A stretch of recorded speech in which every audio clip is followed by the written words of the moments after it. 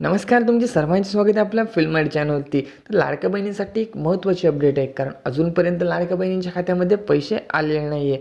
कारण निवडणुकीनंतर त्यांचे जे पैसे आहेत ते त्यांच्या खात्यामध्ये टाकण्यात येतील. 6वा हप्ता म्हणजे ₹2100 त्यांच्या खात्यामध्ये जमा करण्यात येतील, असं मुख्यमंत्री साहेबांनी त्यावेळेला सांगितले होते. पण अजूनपर्यंत कुठल्याही प्रकारे पैसे हे जमा झालेले नाही आहे. त्याचे एक महत्त्वाचे कारण आहे, कारण अजूनपर्यंत राज्यामध्ये मुख्यमंत्री पदाचा जो शपथविधीचा कार्यक्रम आहे, तो अजून सुरूच झालेला नाही आहे. त्यामुळे मुख्यमंत्री कोण होईल याकडे सर्वांचे लक्ष लागले आहे.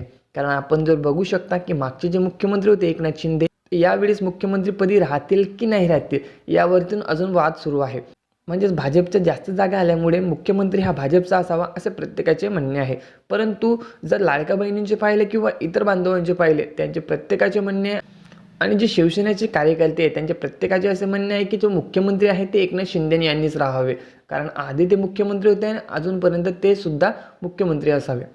परंतु असा आकडा अजूनपर्यंत समोर आलेला नाही आहे. भाजपच्या जास्त जागा असल्यामुळे देवेंद्र फडणवीस हेच मुख्यमंत्री बनतील यावरून अजून वाद सुरू आहे. त्यामध्ये त्यांची एक अहम बैठक होणार आहे. त्यासाठी ती बैठक झाल्यानंतरच तुमचे जे पैसे आहे ते नंतर तुम्हाला भेटणार आहे. कारण त्यामध्ये त्यांनी एक जाहीरनामासुद्धा काढलेला होता की तुमचे ₹1500 ₹2100 पर्यंत करण्यात येतील आणि इतर योजनासुद्धा तुमच्या सुरू करण्यात येतील. परंतु अजूनपर्यंत राज्यामध्ये सरकार स्थापन झाल्यामुळे तुमचा जो निधी आहे तो वितरित झालेला नाही आहे आणि तुम्हाला जे पैसे आहे ₹2100 ते अजूनपर्यंत भेटू शकत नाही. कारण तुम्ही जर बघू शकता की अजूनपर्यंत तो बजेट आहे, म्हणजे जो पहिला बजेट त्यांनी सादर केला होता तो ₹1500 होता. त्यानंतर ₹2100 हे वाढवण्यात आलेले आहे.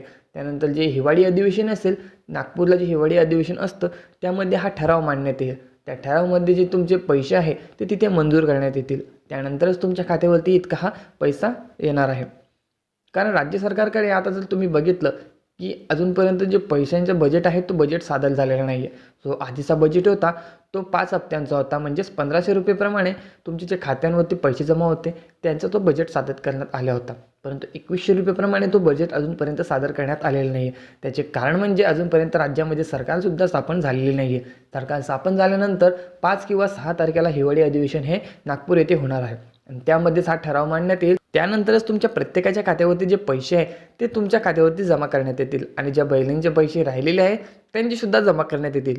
त्यासोबतच त्यांनी काही योजनासुद्धा सांगितल्या होत्या, ज्यामध्ये कर्जमाफी असेल, वीज बिल माफी असेल, हे सुद्धा त्या ठरावामध्ये मांडण्यात येतील आणि त्यानंतरच तुमची संपूर्ण कर्जमाफी देखील होणार आहे. आणि त्यांनी अजून सांगितलं होतं की आणि जो शेतकरी आहे त्यांचा जो फरक आहे, जो पिकाला त्यांचा हमीभाव मिळालेला नाही आहे तो हमीभावसुद्धा त्यांना मिळेल. तर फरकाचे जे पैसे आहे ते प्रत्येकाच्या खात्यावरती जमा करण्यात येतील असे सुद्धा यामध्ये त्यांनी सांगितले होते.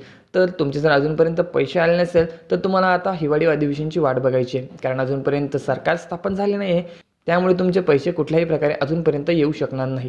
सरकार स्थापन झाल्यानंतरच तुमच्या खात्यावरती जे पैसे आहे ते जमा करण्यात येतील. आणि जर तुम्ही अजूनपर्यंत फॉर्म भरले नसेल तर नवीन फॉर्मसुद्धा सुरू होणार आहे आणि त्यासोबतच नवीन योजनांचा आढावा देखील राज्य सरकारमार्फत करण्यात येणार आहे. त्याबद्दल जर अजून कुठल्याही प्रकारे जर आपल्याकडे अपडेट आली तर त्याबद्दल आपण नक्कीच लवकरात लवकर व्हिडिओ घेऊन येऊ. त्यासाठी आपल्या चॅनलला जास्तीत जास्त सबस्क्राईब आणि शेअर करा.